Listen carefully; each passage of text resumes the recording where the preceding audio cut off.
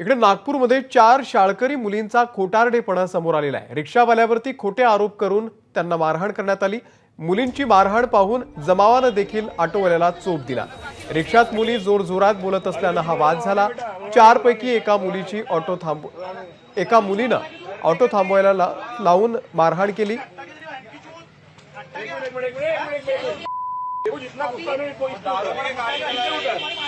या मुलींनी ऑटोवाल्याला बलात्काराची धमकी दिल्याचाही आरोप आहे।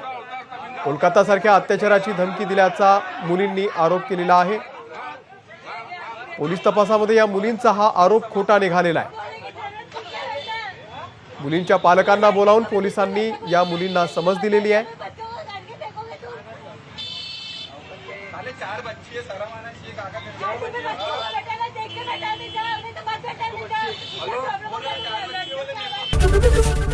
एबीपी माझा, उघडा डोळे बघा नीट।